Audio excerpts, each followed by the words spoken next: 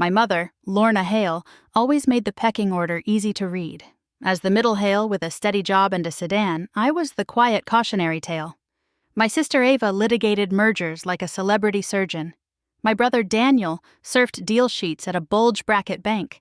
And Mom presided over Hale Advisory from a colonial with lemon-scented marble. I was the data analyst in a modest flat.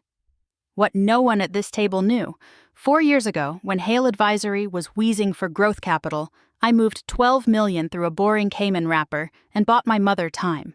Not as her daughter, but as a nameless stack of entities managed by my venture fund. I funded a Series B later, then a bridge.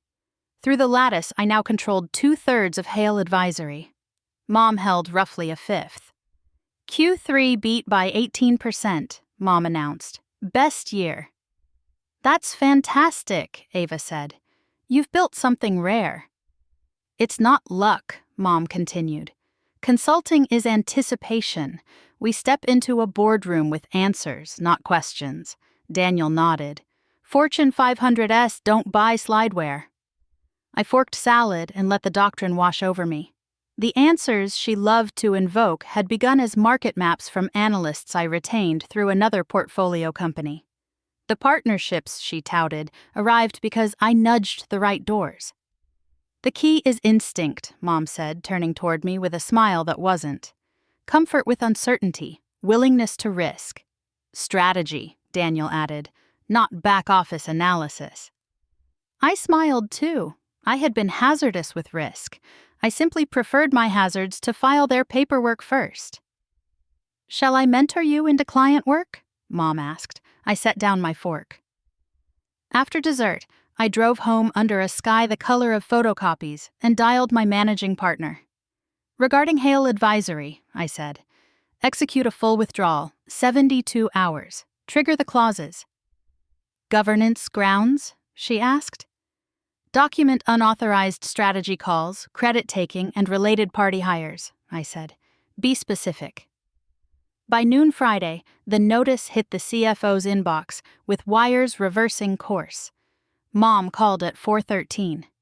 Investors are pulling out, she said, voice bright with disbelief that refused to crack. This is nonsense. We had our best quarter. What did they cite? I asked. Governance violations, unauthorized decisions, misattributed work. It's ridiculous. I'm the founder. Papers scraped. Her heels clicked. They're ghosts, Emery. I don't even know who they are. I looked at my reflection in the window. Can you speak to them? They hide behind law firms and vehicles, she said. How am I supposed to fix this if they won't meet? Overnight, reality shed its packaging. Payroll depended on our lines. Leases did too. R&D, the proprietary methodologies, relied on monthly tranches from my fund's other arm. The CFO resigned Saturday. By Sunday morning, business development followed. Clients heard the drum before we struck it and began whispering about pause clauses. Mom rang again Sunday night, voice gone smaller. My lawyer says the clauses are airtight, she said. I didn't realize the board could pre-clear strategy. It's common in venture-backed companies, I said. Control separates operations from final say. 8 years, she whispered. Am I going to lose all of it? I watched steam fade. You might lose the version funded by strangers. Monday, filings waited like winter. The phones kept breathing. By Wednesday, the petition was stamped. By Friday, Hale Advisory existed as forwarding addresses and pride. The client work migrated to larger firms, the ones that had courted me. I signed nothing. I let the market keep its own books. Weeks blurred into administrative ash. Mom tried to fundraise, then litigate, then sleep. The house felt too big for her voice. At Ava's July barbecue, she set down a plate and said, I was unkind about your career. I know, I said. I thought intuition meant being the loudest, she said. Turns out it means reading the room you don't control. Relief and a bruise.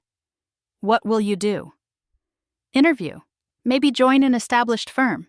Fewer points to prove. She watched Daniel telling a story with his hands. There are different kinds of ambition. Autumn found her a senior director in a glass tower, salary thin but stable. She worked, came home, watered the fern. Our calls were shorter and kinder. She stopped composing monologues about instinct. "You happy?" she asked in November. "I'm correct," I said. "It will do." At Thanksgiving, we didn't discuss methodologies. We passed plates. Daniel bragged. Ava teased. Mom listened, then squeezed my fingers under the table. "Thanks for showing up," she said. Later in the driveway, she searched the night. "If I'd handled investors differently, would it have changed anything?" "Maybe," I said. "Maybe not." We stood there, breathing cold air, our breath briefly knitting and then fading together. I did not tell her I was the room she couldn't read. Some truths do more harm than good. The lesson had landed, the capital had moved, the story could end.